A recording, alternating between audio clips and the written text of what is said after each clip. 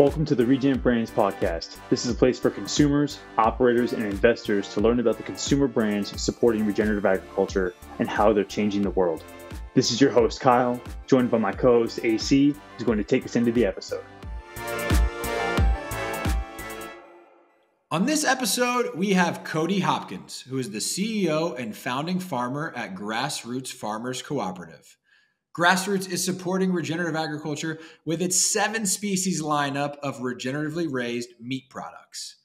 In this episode, we learn why Cody was inspired to start the co-op after being a small-scale poultry farmer, what makes their business model and corporate structure unique, and how Heifer International and Heifer USA have been an important partner along their journey. Cody is simply the best. Just an amazing guy who oozes transparency and integrity. Grass Roots has one of the most interesting models and stories in our space, and it was super fun to dive into all of it with Cody. Let's go. What's up, everybody? Welcome back to another episode of the Regen Brands podcast. Very fired up today to have our friend Cody from Grass Roots Farmers Cooperative joining us. So welcome, Cody. Thanks a lot. Glad to be here. Cody, we're super pumped. As we talk about in a lot of episodes, AC and I both have a personal passion of wanting to de-vilify the meat industry and talk about how ruminants and even monogastrics can really be beneficial for the environment and for human health. So we're super pumped to have you here. For those who are unfamiliar with Grass Roots Farmers Co-op, give us a quick lay of the land. Like, what sort of meats do you play in? What sort of categories? What sort of products do you produce? Where can people find your products today? Sure. Yeah. So Grass Roots Farmers Co-op is it focuses on raising pasture-raised grass-fed meats. So we sell grass-fed beef and grass-fed lamb and grass-fed bison. And we also sell pasture-raised chickens and pasture-raised turkey. And we have done a little duck too. So it's all meat focused. And Nice. we work with smaller scale farmers. Typically, we don't have any huge farmers.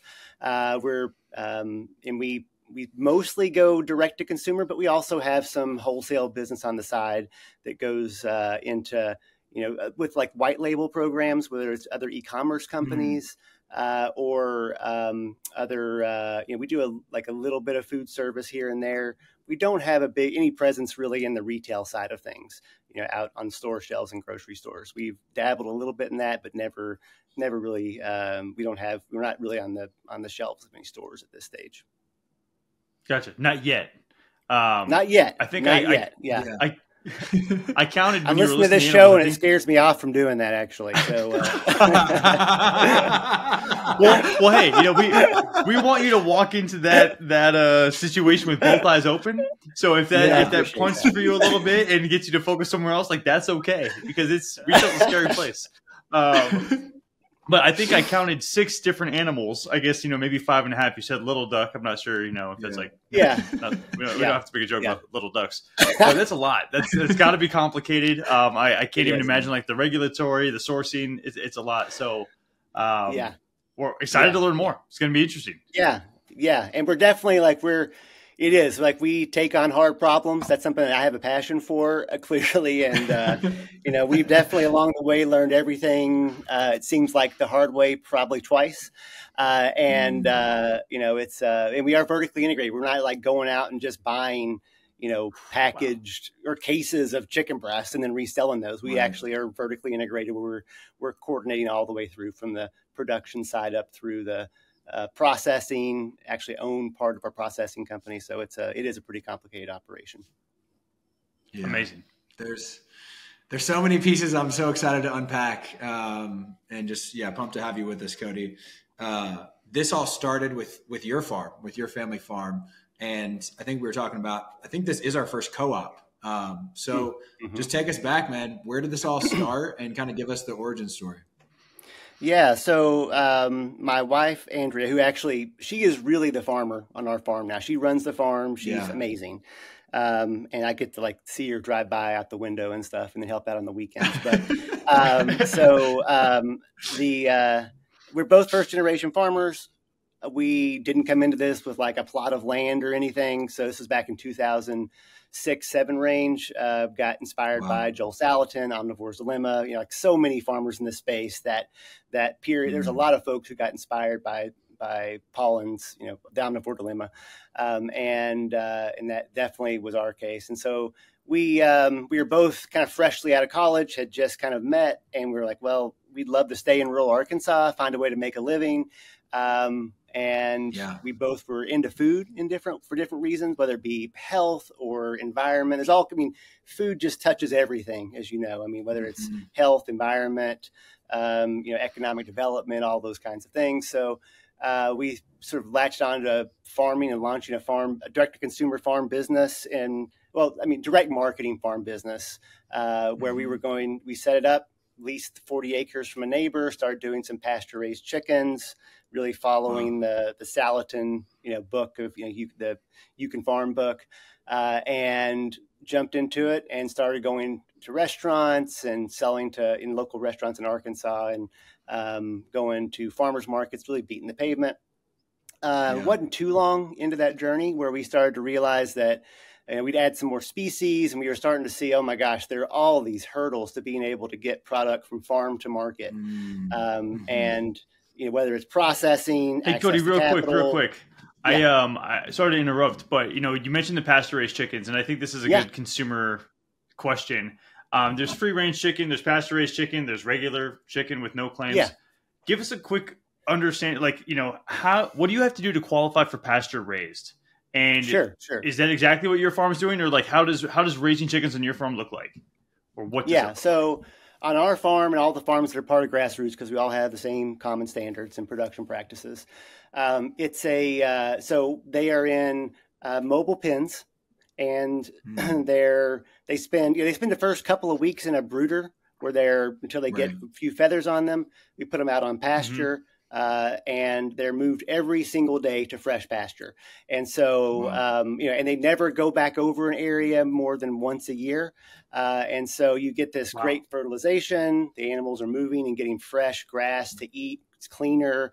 They get sunshine, all those kinds of things. It's not like a stationary house with them sort of popping out if the weather's good enough or whatever. They're out every single day on that fresh pasture, and it's seasonal too, which is, creates some hurdles on the production and economic side of it. It is nice to have a little bit of time off because it's a pretty intensive season for us when we're doing our chickens. But that's kind of the model, and that daily move is really important to us. We think that's very important to being able to really give us the best chance to regenerate the land, and that's it's really one of the reasons we've gone direct to consumers, because this landscape is so understanding the labels and the what free range versus cage free versus whatever means is just almost impossible for a consumer, I would say. And so we've gone that route of that direct relationship as a point of being able to have that trust and really explain, here's how we do things. Totally makes sense. So, it took, maybe 90 seconds to get that answer. Really hard to synthesize that into a claim on a package, right? Where somebody's walking on a retail shelf and they can see that and understand. And just to clarify, I think you mentioned pasture raised, but you're also doing the rotational piece, which the term pasture raised doesn't really give you credit for. So you're sort of like pasture raised plus, right? That's right. And we can get into more of that agronomy piece later. I just wanted to. I know we're gonna talk about at least 5 different animals here. I want to call out how and what Grass Roots is doing different and better than most other farms to make sure you get credit for that and our consumers understand. Yeah, no, I appreciate that. It's a great clarification point, Kyle. So going back to the origin story, we started to see these hurdles on processing. We were processing our poultry on farm under the USDA exemption. We were basically this little mini vertically integrated operation. And that just wasn't working for us. Economically, it wasn't penciling out. You couldn't figure out where one enterprise started and the other one began. And we were hauling animals from the large animal side, the beef and pork side. We do pork too, if I didn't say that earlier, but so to add that to your list, Kyle, sorry, to go to 6 now. We were hauling animals to the processor, and Andrea and I would kind of see each other on the roads, maybe driving by. And it wasn't really the lifestyle that we envisioned.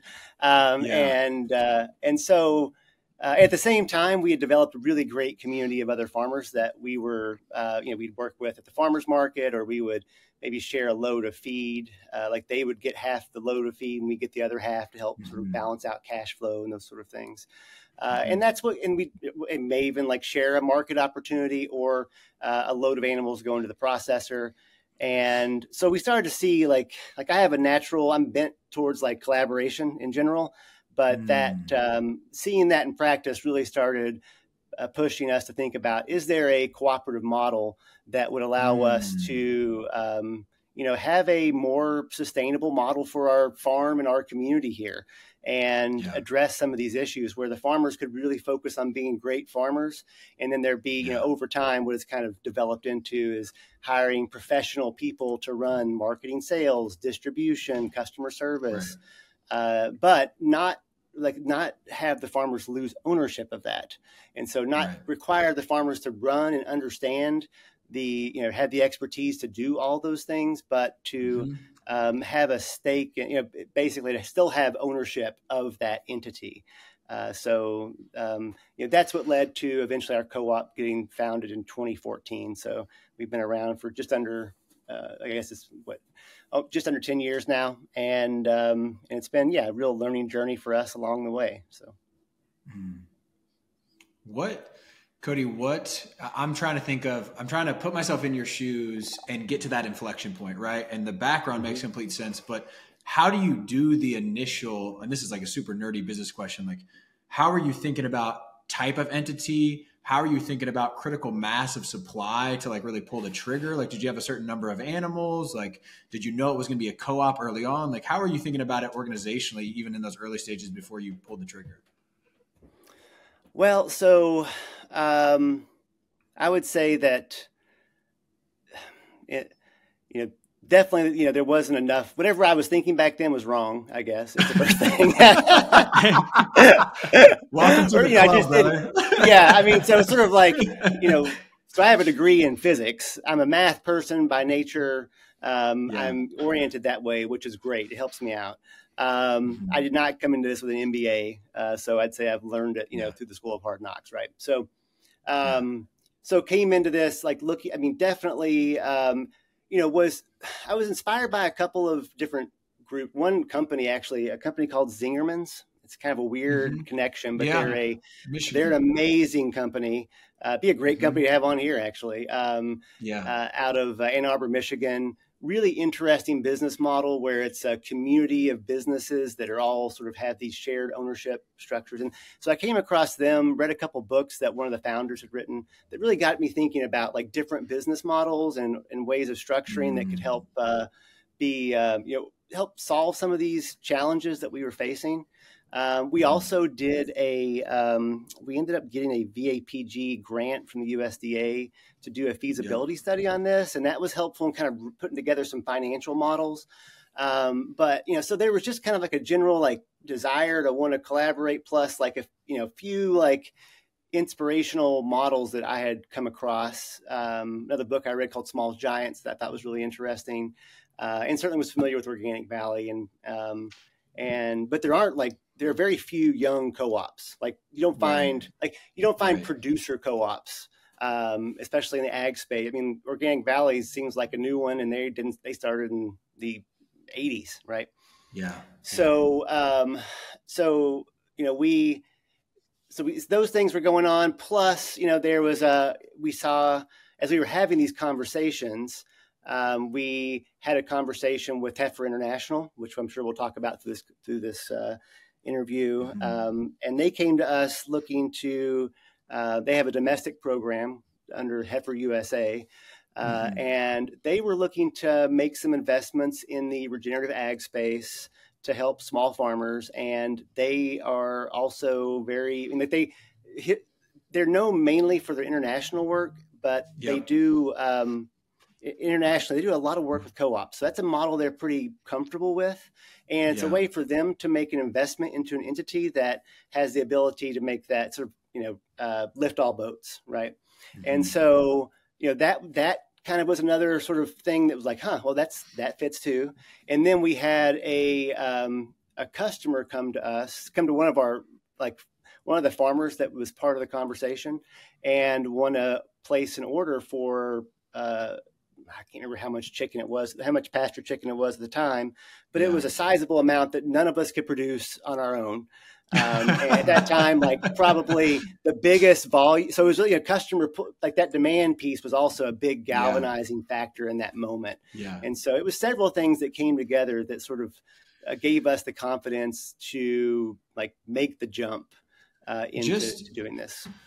Just to contextualize it for the audience, to I think frame the whole conversation is when you started, how many farmers ish, like how many species, and like now how many farmers are you sourcing from? How many state radius? Like just give us some numbers back and forth to frame that transition up or the growth. So it was honestly probably 4 or 5, 6 farmers in the beginning. Yeah. Some of those are still with us, some aren't. It just didn't work out for some and some it did. Mm-hmm. And, you know, we started out with chicken. That was the first year it was just chicken. I think we may have sold maybe, you know, a little over $100,000 in chicken. But at the time, like the biggest farm was maybe producing 10,000, 15,000 chickens, which was probably our farm at the time. Now it's more like 45,000 or 50,000 chickens. Right. Wow. So that was then, and then now we're working with about, you know, it's roughly about 50 farms we buy from. Awesome. Geographically. So in the beginning, it was all Arkansas farmers. At this stage, we have Arkansas farmers, we have Missouri farmers, some in Mississippi, some in Oklahoma. And then we have some relationships with folks like Corey Carmen at Carmen Ranch that we work with to source some product from. And then, you know, Jamie at Hickory Nut Gap, a little bit with White Oak. So we have some like these partner farm groups that we work with too. So it's definitely, you know, the geographic footprint has expanded. At the time, we were just selling that wholesale customer was in Missouri. But outside of that, it was just Arkansas sales in the beginning. And that one wholesale customer in Missouri, now we ship to the lower 48. And actually, California is our biggest market. So, yeah. Awesome. Yeah. I've got a 3-part question I want to tee up. Uh-oh. Number one, you mentioned you. We're getting deep. Where's my notepad? I'll remind you, or maybe I'll forget. I don't know. By the time I'm done talking, I might not even. I'll only have 2. You mentioned you guys got started in like 2007, and I'm curious. You know, number one, like, why did you choose to start with animal-based agriculture? Just number one, as people who had no farming experience, why was that the decision you made? Part 2, when did regenerative become a term and or movement that you realized you really wanted to become a part of?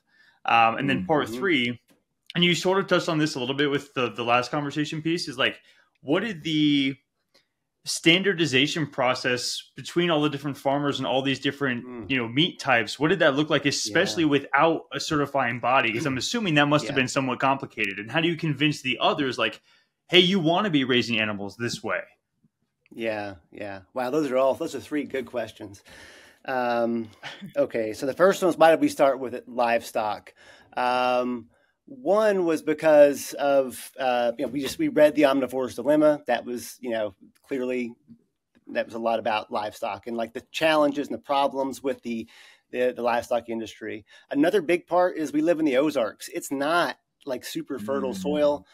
So livestock production is really kind of, I mean, from a contextual standpoint, like this is a place where, you know, there aren't row crops around here. It's more pasture land and small, like rocky, you know, soil, you know, small pastures, rocky soils, those kind of things. So, so it also like it made sense from a like take those chickens. That's why we started with chicken, because we need fertilization, and you know that was a great way to sort of kick off the farm, and while also being able to fertilize, right? And so those were kind of the main reasons. You know, my wife is also, she grew up trained horses. She was just naturally an animal person. So that was also part of it too. Yeah. And then what was the second question? Regen. The second question. Regen. Yeah. When did Regen become a thing for you? Yeah, gosh, I was trying, maybe 2018, 2019, like like I always struggled with that idea of like sustainable. It just seems so limiting to me. It's like, well, we don't want to just sustain. We want to do better than that, right? And so I can't remember when I first heard the regenerative, that word being used to describe agriculture, but it didn't take much at all for me to latch onto that, because that's always been the goal, is to like not see status quo, but to actually make the soils better, see our organic matter go up, see the mineral levels in the soil go up, see the quality of the animals, the carrying capacity, all those things go up and improve over time. So it was not I don't know when it happened, but it was certainly a very easy jump for me to get to that, to be on board with that. So, and then the last question, which is so this like standardization question. All right. So, that's a can of worms, I would say, because we're in a good place now. I mean, but it was really tough. Like the farmers that are in this space, I mean, just think about, like, just for a second, amazing folks like, Joel Salatin or Will Harris. Like, you've got some big personalities in this space. I mean, they're amazing, but they're definitely big personalities that want to do things a certain way, right? Yeah. And standardization is not something that is, it's almost like a curse word in the regenerative ag space, right? In some ways, or it can be, depends on which, But from like a business model standpoint, you do have to reckon with that, because there's efficiencies in standardization. There's also like if you're going, depending on what your path to market is, that's also can be pretty dang important to have a common standard, right? And so we sort of over time just drew more and more like created more and more bumpers, right? So we started out very early on with, I had a friend actually who doesn't work for us anymore, but at the time he worked for us, and he, helped sort of just pull from several different resources. We put together our own set of standards that we have modified over the years, but they're on our website. So we sort of developed those, we have, like, one thing that's unique about us. Again, we're not just a sales business. I'm not like some guy that wanted to sell a product and thought, well, I can make some money on meat, and so I'll go do that. And then, e-commerce is the hot thing, I should do it that way, right? That was not how we started. We started with like, I want to raise some chickens in the middle of Arkansas, right? And so, I'm not saying that my approach was the better one by any stretch, but we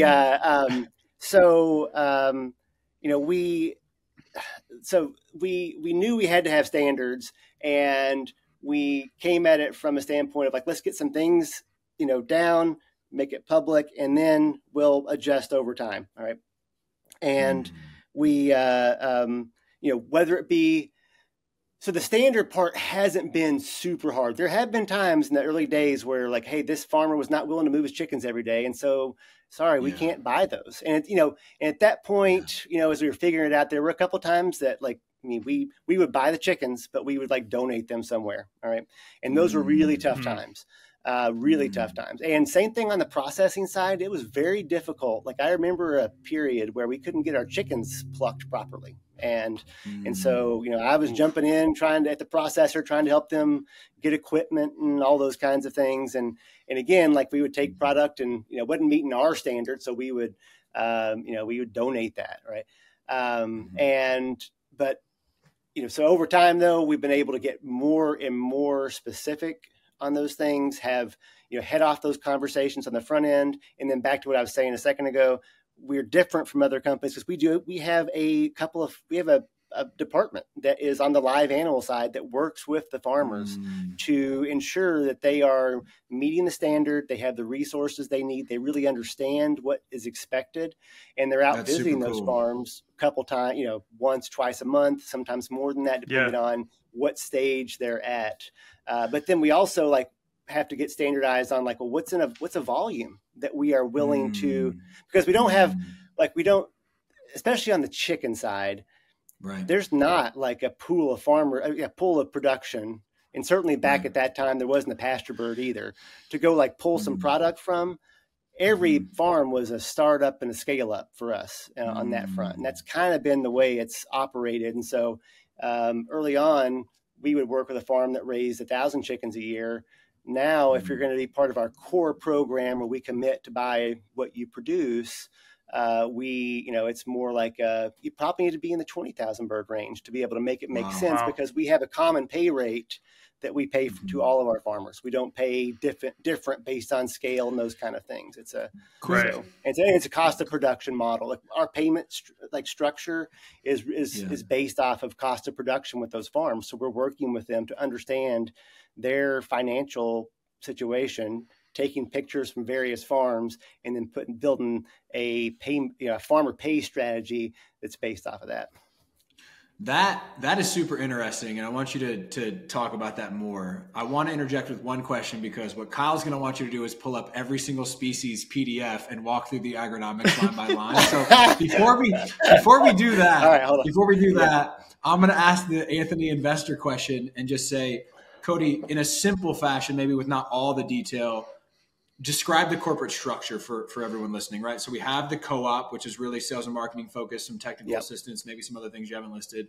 There's a processing company that is partially shared ownership, but not the same entity. You have Heifer's involvement, just so people understand, like, what are the entities? How do they play together? What are they responsible for? Just so we can frame the conversation that way. Yeah, that's great. And so we sort of refer to that internally as like our ecosystem. So we have Grass Roots, the farmer co-op that's owned by the farmers, right, and governed by the farmers, and that's the that entity. Then it's a for-profit entity that also has a ownership in our processing company. So we own, it's a minority ownership, but we own like 49% roughly of our processing partner. Wow. And that entity it's called Cypress Valley Meat Company. All right.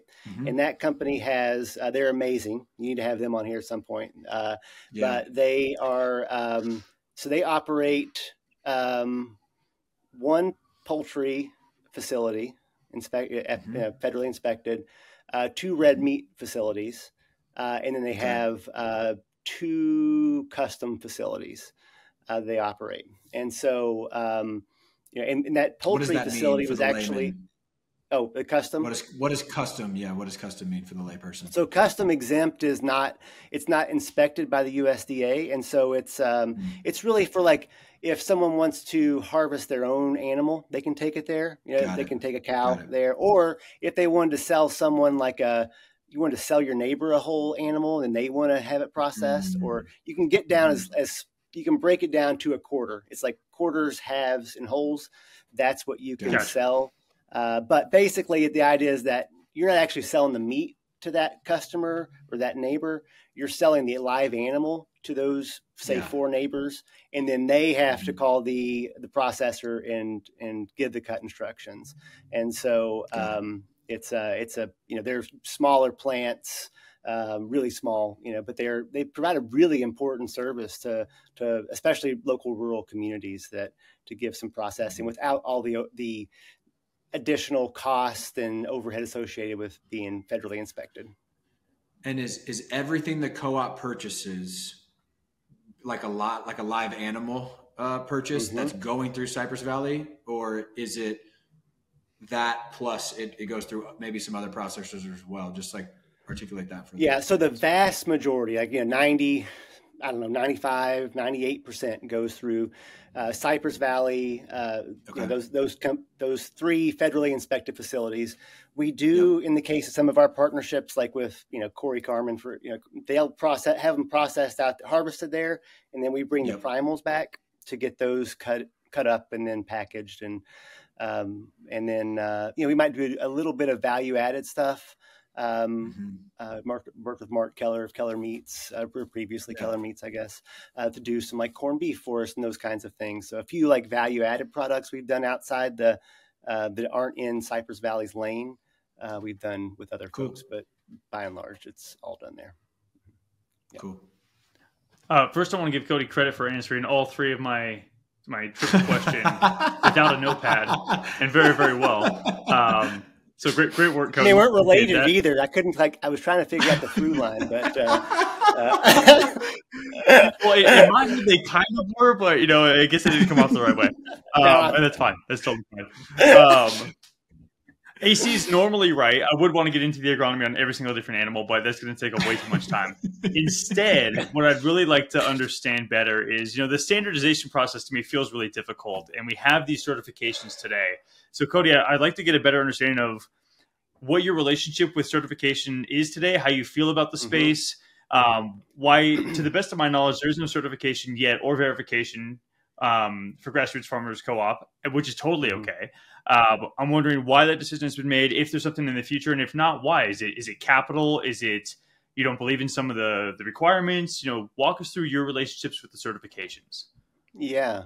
So we are actually we are going through the land to market verification process. So we are part of the EOV program. And that's the first one we've ever done. I mean, we've looked into all of them, but this is the first one that we felt good enough about making the jump on. And so going back, like over the years, we've had this conversation a lot of times, and been on the cusp. We were back before Amazon bought Whole Foods. We were in conversations about a regional pork, like whole animal program. Never panned out, but in that moment, we would have definitely gone GAP. We would have had to have gone GAP. But that didn't pan out. So it was always, our approach has always been, is there a customer need for it? And that's been the driver. And so if we're focused more on retail, we would have had to figure out something there. Totally. But given our direct to consumer approach, it's been it's definitely been limited at times. We've missed some deals because we haven't, on the wholesale side, because we weren't, this or that. But as we looked at it, it was just never like, I certainly have, I definitely have concerns about different certifications because they it's just like in the organic, everybody knows this, there's a lot of things you can do in organic that are, not that great and are not what I would consider regenerative. But there are good things about organic too. So we're not like anti-organic. We just never saw it as being our thing. We do source GMO free grain. It's been good enough for us to be able to say, hey, we do that. Here's where we source it from. Our approach has always been about transparency, given our direct-to-consumer approach. And so it's like, well, let's find ways to be as transparent as we possibly can. Let's publish our feed invoices if we need to, or whatever it is, Wow. Awesome. Versus like trying to have some stamp that probably muddies the water. But we are excited. I mean, I definitely think I know that the regenerative certification verification space is messy right now, and there's not a clear winner. Maybe there never will be on that front. But I really, even if the land to market verification didn't exist, the EOV monitoring process is awesome, and I love doing that on our farms, monitoring over time the impact that these our production practices are having on their farms. Is something that's really important to us. And so that really scratched an itch, regardless of the verification and the stamp. That seems like such a cool part of their program, is that it's not only the label, but it's also this really robust data back, almost procurement strategy or sourcing solution or protocol. Cody, I'm curious, we've had other people on that have basically said, regenerative as a claim still doesn't move the needle with our customers, right? So especially in that direct to consumer environment, I'm sure y'all have played around with titles and tags and all kinds of fun stuff. Like, is it grass fed? Is it pasture raised? Is it, have you done surveys? Like, what do you know about what the customers actually care about in terms of claims hierarchy right now? Yeah, that's a great question. So I think that definitely pasture raised is still that's one that I would say is probably, from like a paid search bidding standpoint, keyword standpoint, and the chicken side is really, that's actually about 40 or 50% of our sales are chicken. So that's, wow, that's a big part of our program still. Whereas it's funny, I talk to a lot of folks in the space who have very different, profiles. So we have a different customer profile than other folks. Some are much more beef oriented. But I definitely like the regenerative piece of it is absolutely it's growing. I don't know where it fits in the hierarchy of the, things that customers care about the most. I mean, definitely the number one thing, I think I've heard you say this before, it's all about health and flavor. Those are the top two things. Everything else is just like a cool thing to have. Now, there are those people who are like, I don't care what it tastes like. I'm going to buy it because it's, it's good for the earth. But there aren't a lot of those folks. Most people are focused on health first, flavor second. And so that's where you really got to start. And then from there, it's like, because we would love for it to be, the number one thing is about, supporting small farmers. I care a lot about that. But I'm also, a farmer in rural America. There's people that are out buying this stuff. They care about farmers, but it's not the driver. Right. It's not the purchase decision. Right. Yeah. I mean, and we've done surveys, from 2017, 2016, that's when we sort of launched some kind of direct to consumer program through this year. And it's still the same, there's things people care about beyond health and flavor. And they probably use those as like, certainly the health part as an approximator to some of those other things. Right. But definitely over and over again, it's like, we've never done a survey and they're like, oh yeah, number one thing is the environment, or number one thing is be care of the farmer's bottom line. So, yeah.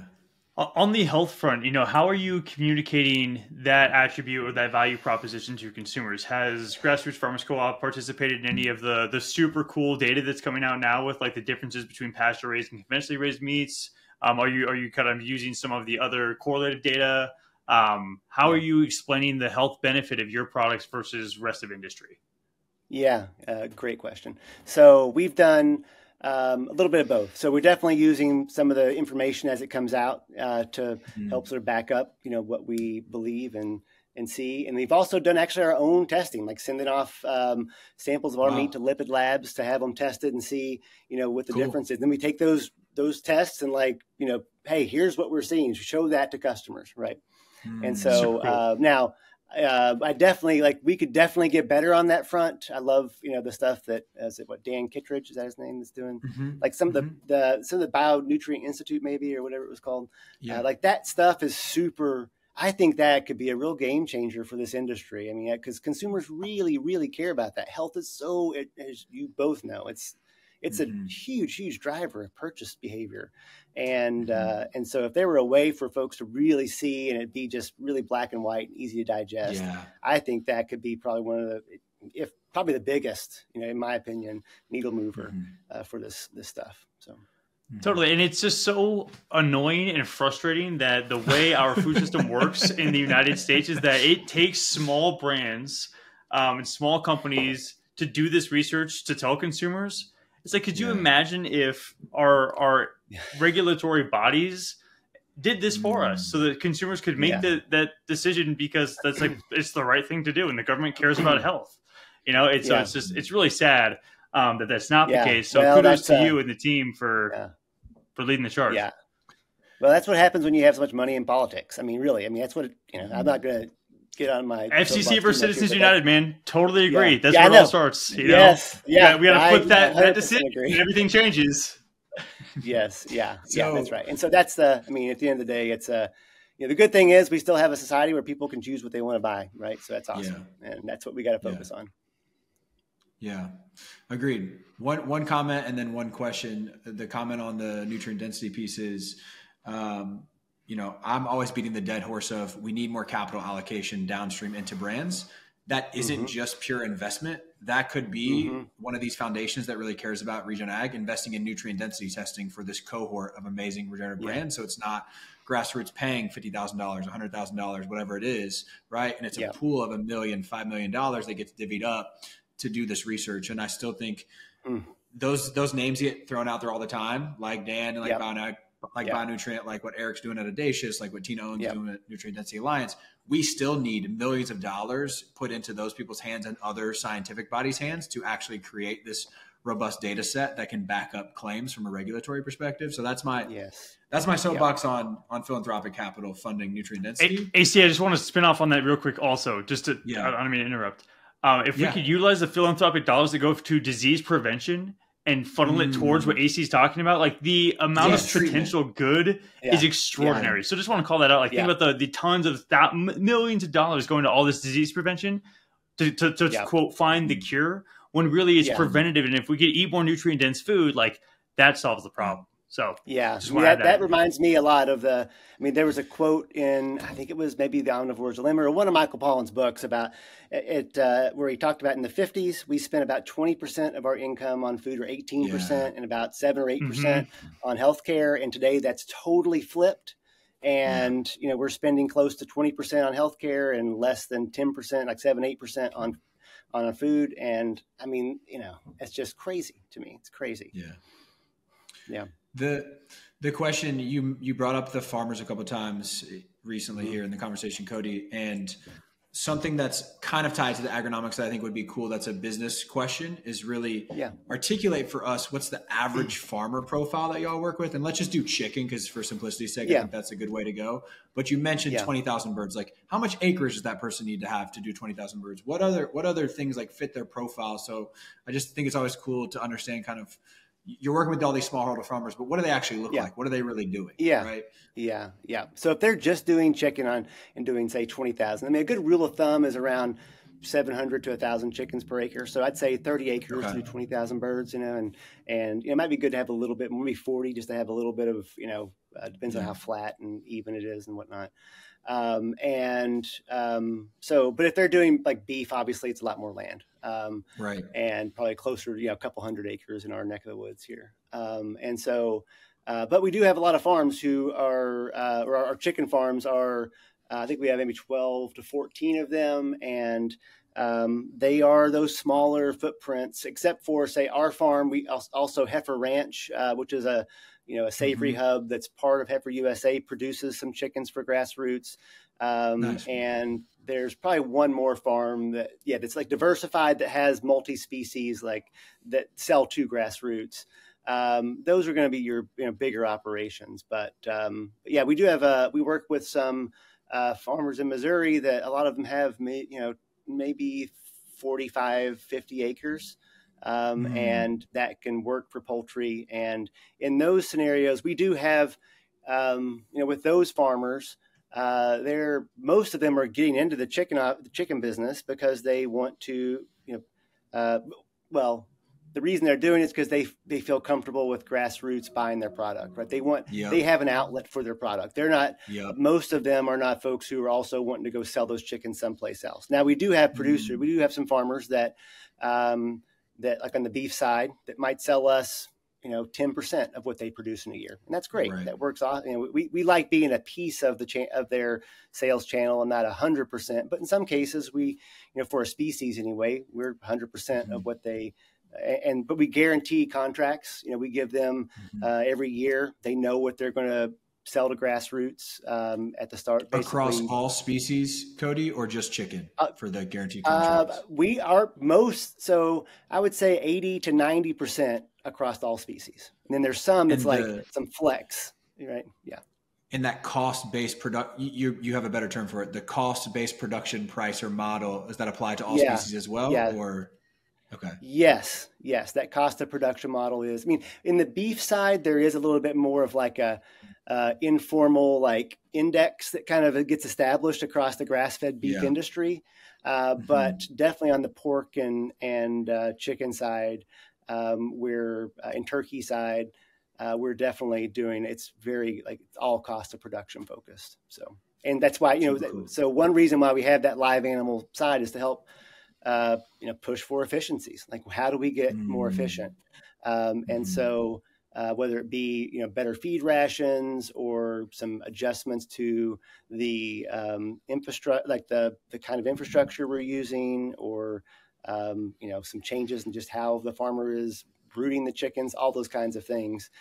We really get into the weeds with them on that to try to help figure out what's, how can we help reduce that cost of production? Because we know that, we can only sell it for so much out there, and the lower we can bring, more affordable we can make it for folks, the more volume we can move for farmers. So, yeah, makes sense.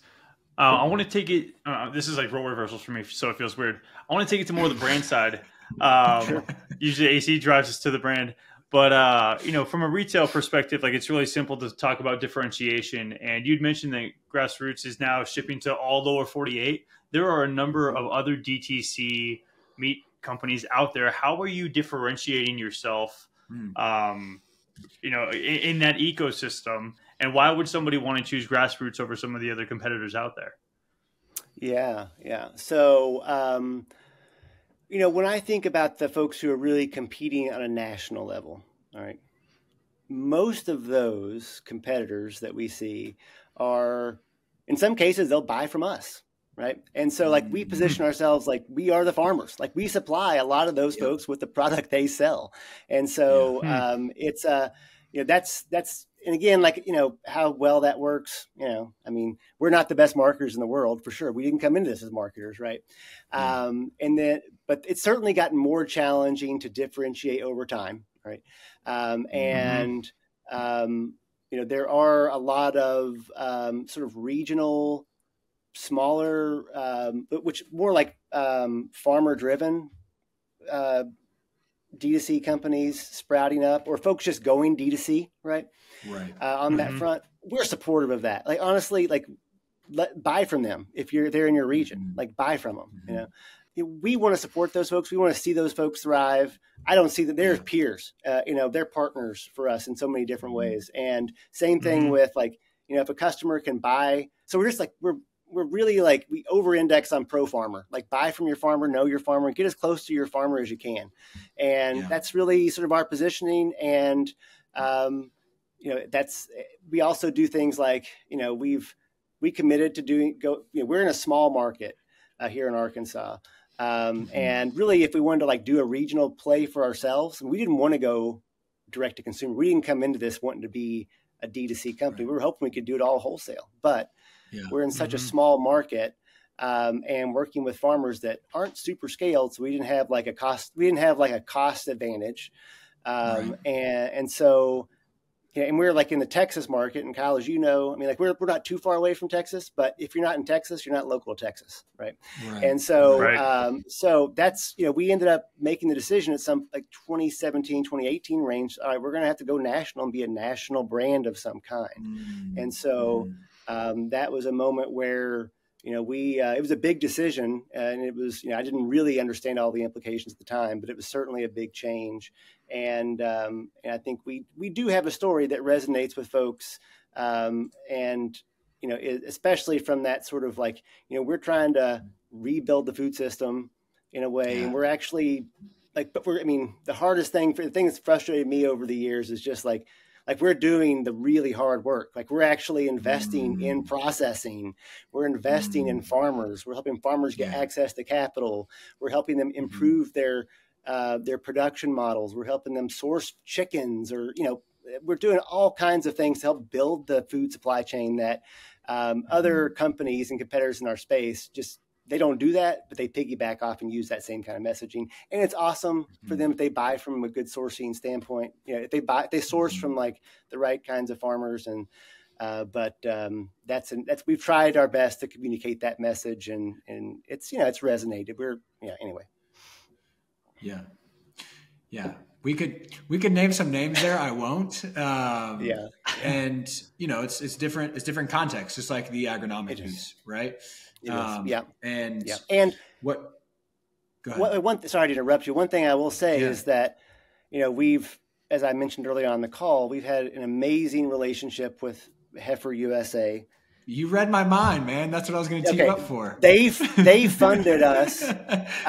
They've been like our major funder from and it's all it's not all been philanthropic. We've taken on some debt too along the way, and it's not been without its hurdles, but it has allowed us to, like, we've never taken VC capital. So if you take VC capital, I mean, that does tend to change. I mean, like, it doesn't, it's all fun and games until, you're not hitting whatever the benchmarks are you need to be hitting. And then, it's very easy from what I've seen, for the standards to go out the window and the values to go out the window in pursuit of the VC's return. So. Yeah, it's much harder. Your capital is limited in what it can do in terms of the injecting into the outside of the most critically commercially viable pieces of the business. So the technical assistance piece, the standardization piece, probably some of the cool marketing to like show the farmers off, like that either is going to be a tier 2 thing or you're not going to be able to do it if depending on the financial situation. That's right. So we need all the models and we need to do more of that work clearly. You're kind of shifting from that venture philanthropy is almost what we'd call it, Cody, into you've been around now and it's like, hey, how do we build the profitability for more stable future growth? How has that been? And like, what have you learned and just what other lessons I want to harvest for the other founders listening and other people in the ecosystem of like, what has worked? What hasn't worked? What are you thinking about for the future? Just from that capitalization perspective. Yeah. Big question. I know. It is a big question. So the first thing I would say is sort of a lesson learned, which is not, I mean, this is typical this is probably not super uncommon, but like we just weren't clear enough with Heifer on both sides. Like, what does success look like? Like, what's the outcome here, right? It was very clear that they weren't looking to get some capital return. And that wasn't what they were focused on. Now they have spun up a social impact investing division, which is,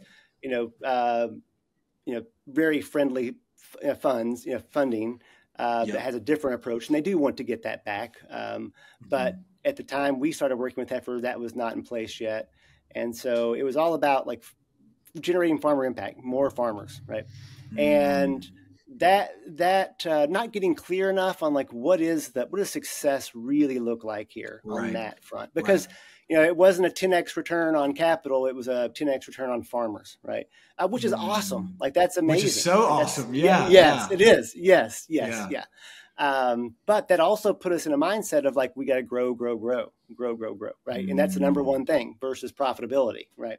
And so I will say and I mean, I get another interesting thing to have, group to have on here at some point, some folks from Heifer USA or Heifer Impact Capital, because they, we're in the process right now where we're transitioning our relationship with Heifer USA, and still an amazing partnership, but we're moving out of that, like sort of moving off their, like that sort of grow farmer impact train with them to a focus on profitability. And, the great thing about Heifer is they've been, come to the table and said, all right, let's make this pivot, but let's do it in a way that's not going to cause the wheels to come off the bus here. And so, we've been working over the past 9 months to sort of do some right sizing, change some of our marketing approaches, and really recenter with a focus on profitability.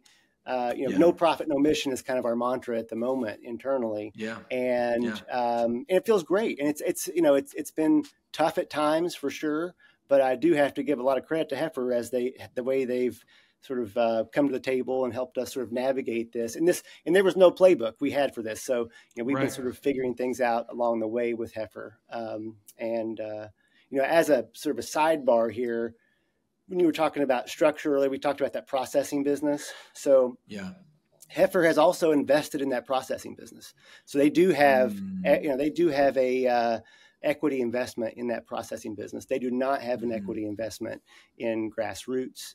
But so they are invested across our entire supply chain in a really interesting and, most of the time helpful way, and have brought a lot of resources to the table for us. And this, and in this moment of transition for us, they've, been very, it's not the kind of thing that you just like, you can't just pull out the rug here. So there's like there's sort of a period of adjustment that we're going through with them, and with the goal on the other side to continue to have, a really strong partnership, but to be for Grass Roots to be very, very less dependent, profit focused. Yeah, exactly. Yes. Sort of control our own destiny, basically. Yeah,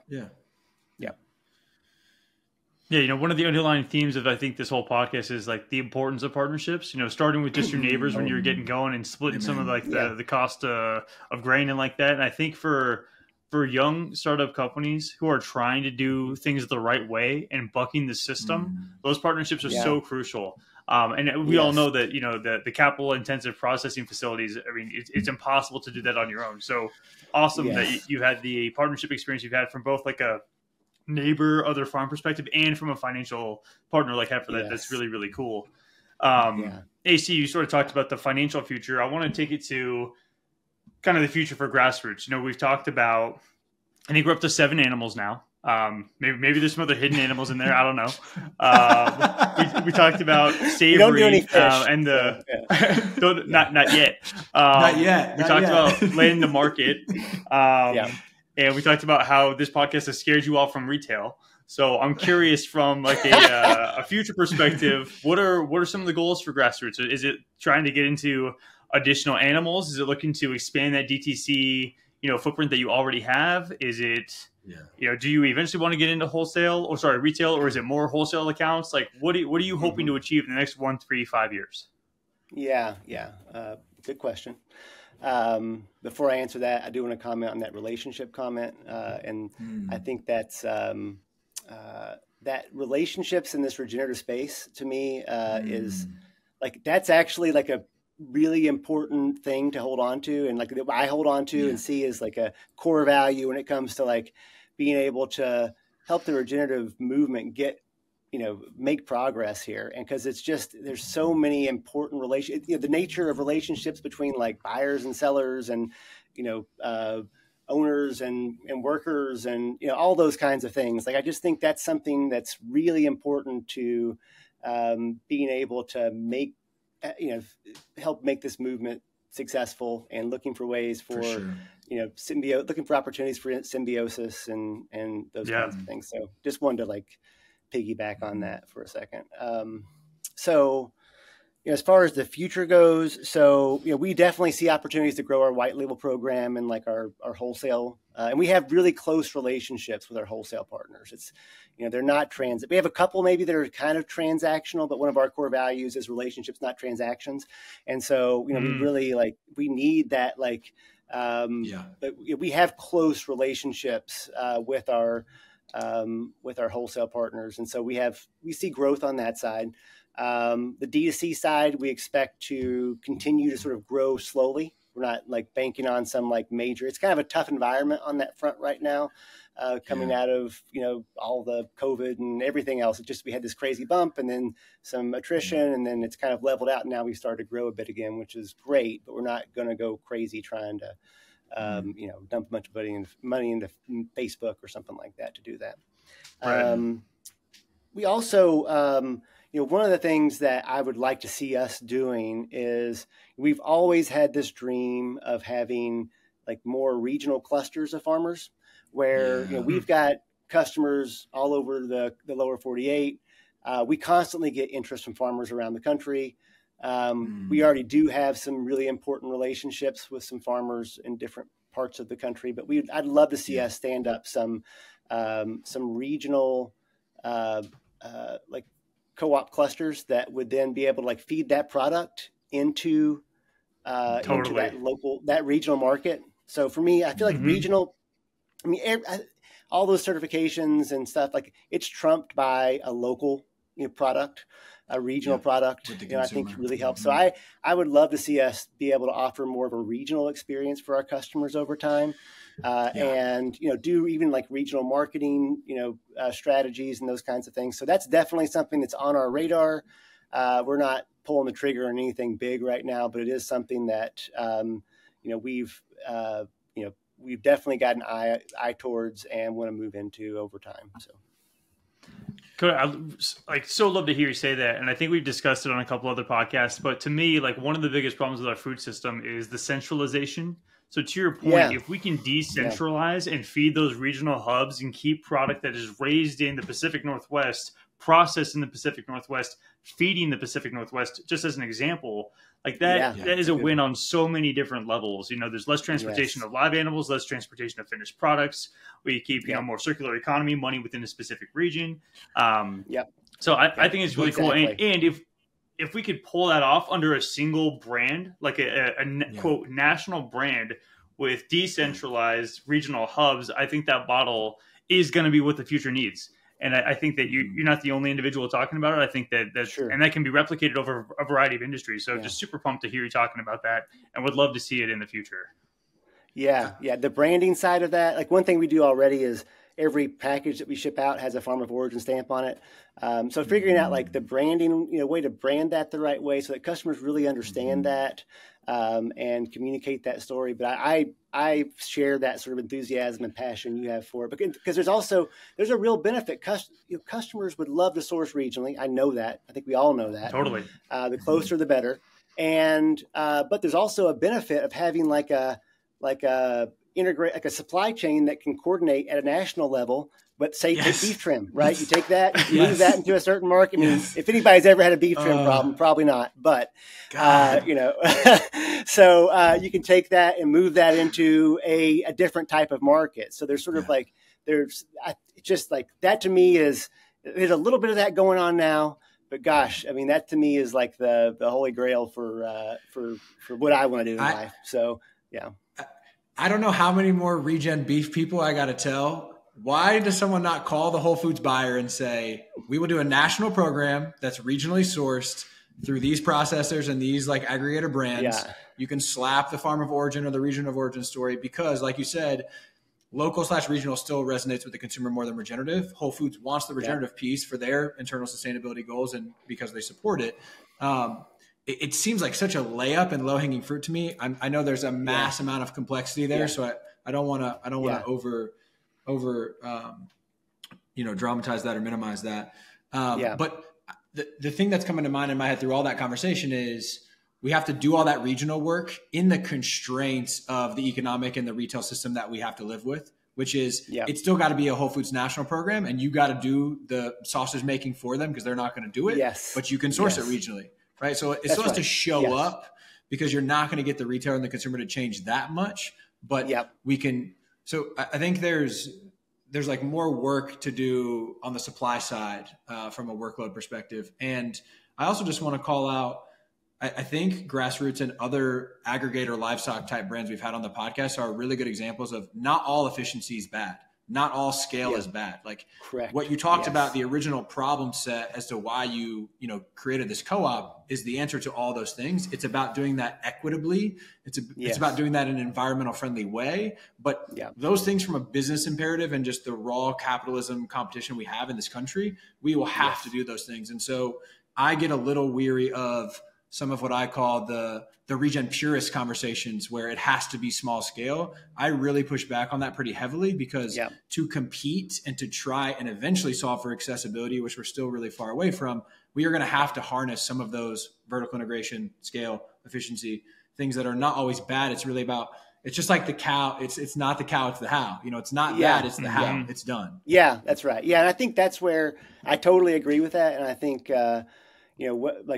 as you've heard from the start of the podcast, like we started, from zero and, pumping it, going to farmers markets and all those kinds of things. That's still like probably a decent way to get going if you're starting from scratch, something like that. What I see Grass Roots as now is a place where farmers could graduate to, right? You graduate to where we have a direct to consumer model which allows us to pay more than if we were just 100% wholesale. So we're able to bring in farmers that are not, that are still like not super scale, but, and kind of work them up. And then you add on the wholesale side that allows for like a different level of scale than what, and so that's kind of, that's definitely how we kind of see Grass Roots at this stage. And certainly far from perfect, but kind of the way we've been thinking about it is that. No explicit plans for branded retail product. It's really just D2C and wholesale type white label still is really not at this time. Yeah. I mean, maybe, we do not have it may be something we try to take on sometime in the next 18 months or something, but it's not, it's definitely not sitting up on our plan for next year. It's not in the budget or plan at this stage. So.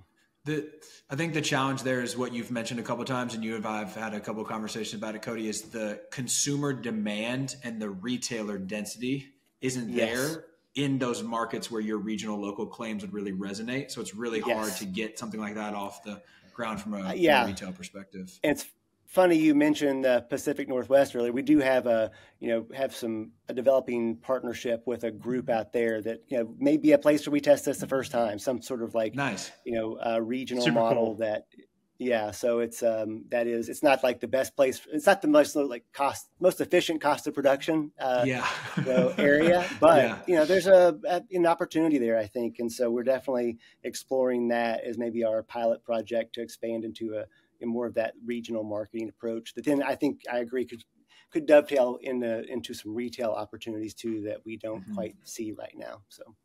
Yeah. Totally. Well, you've got one consumer ready to go in the Pacific Northwest, me, ready to buy. I thought you were in Texas. I thought you were in Texas. No. Kindle Fire is based in Texas, but I'm up in Bend, Oregon. But I think all right. Love everything we're talking about here, team. And I just want to call out AC. You talked about why it's challenging to do that decentralized model, and to me, the biggest barrier really is that processing piece. It's so difficult to find those processors in all those different regions because there's been so much aggregate there. And I think we all learned when COVID hit, when JBS had a COVID outbreak and it kind of hamstrung meat processing for a significant period of time, like how vulnerable that system is. So it's not just a matter of like, we should do this for a region. We should really like decentralize our supply chain just for food safety and food security for our country. So it's it should be a higher priority, and I'm just again happy to be having that conversation here. Yeah, I agree. And the economics on the processing side are just as tough or harder, honestly, than the farming side.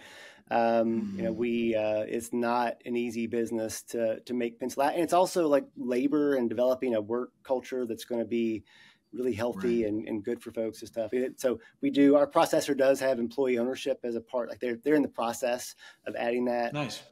Which isn't, it's like just trying to find ways to treat the employees with respect and give them, create a job that they feel like where they feel heard. And but it's tough in the processing side, especially. No one wakes up, or graduates college or high school and says, I want to go like butcher, beef or kill beef or something, So it's definitely a tough business model.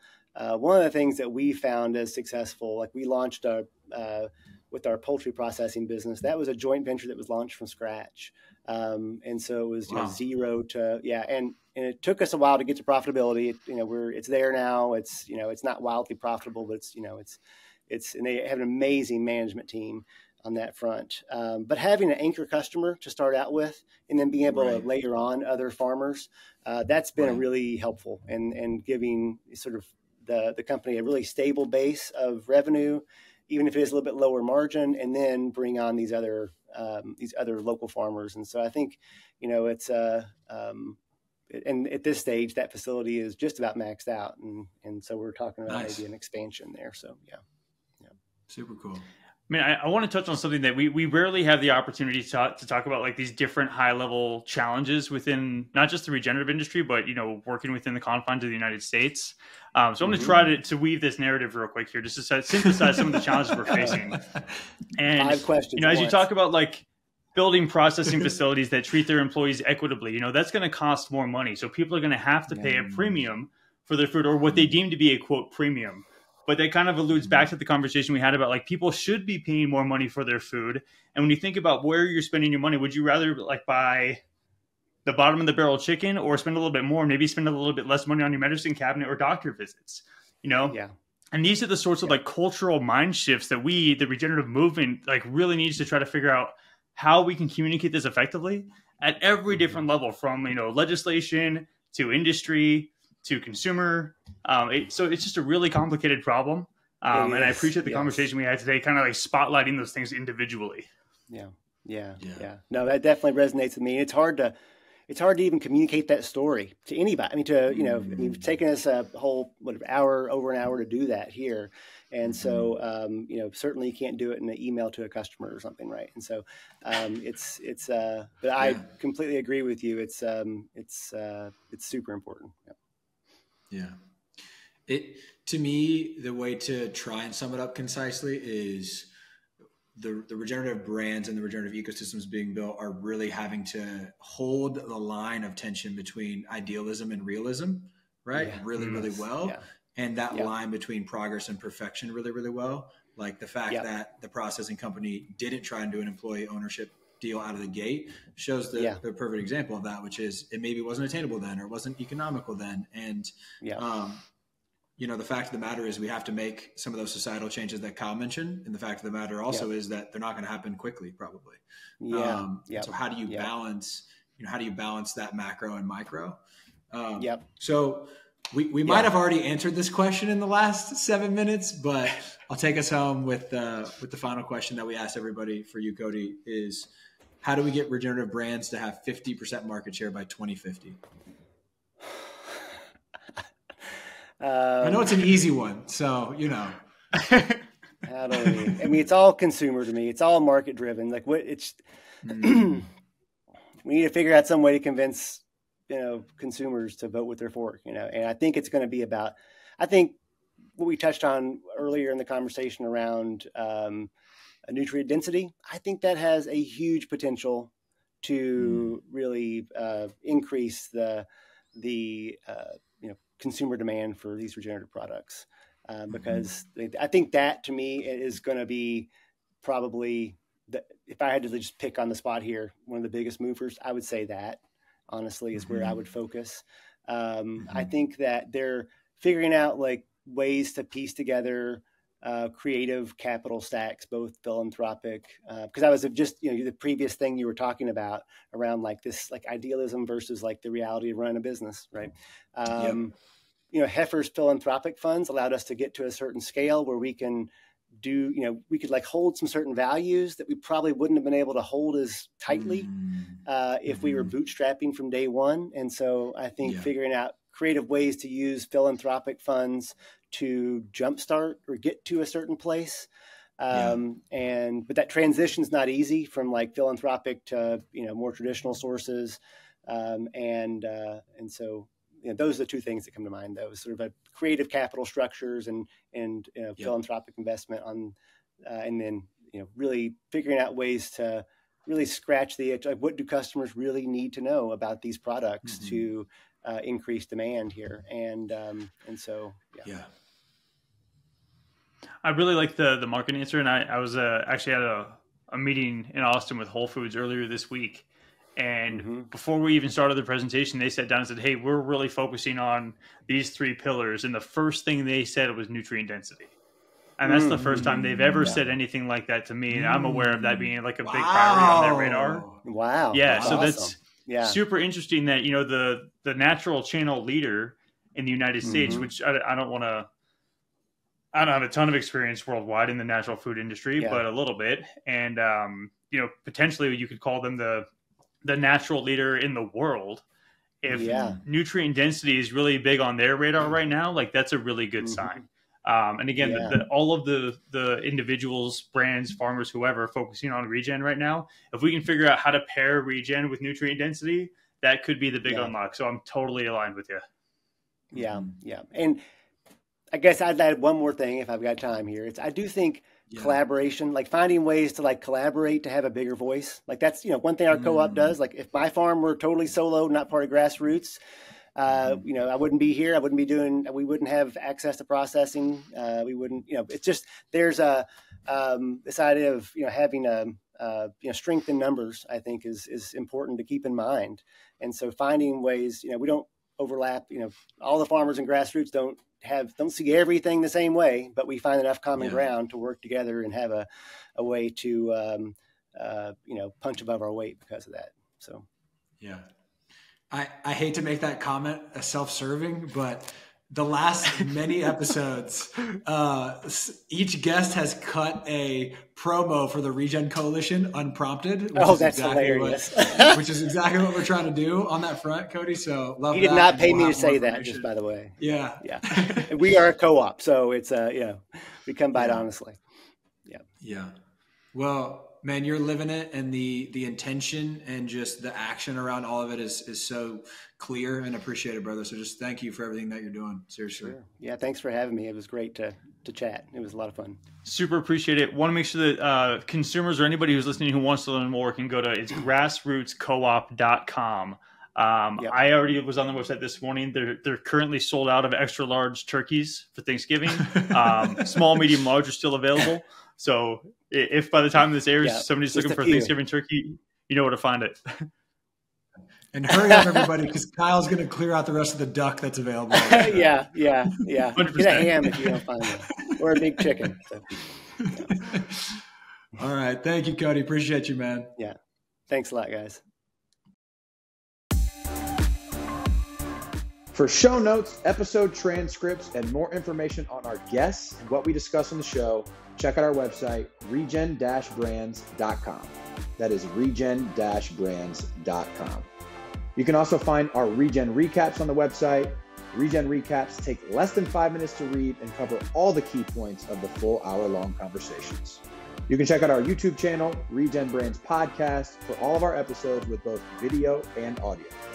The best way to support our work is to give us a 5-star rating on your favorite podcast platform, subscribe to future episodes, and share the show with your friends. Thanks for tuning in to the Regen Brands Podcast, brought to you by the Regen Coalition and Outlaw Ventures. We hope you learned something new in this episode, and it empowers you to use your voice, your time, and your dollars to help us build a better and more regenerative food system. Love you guys.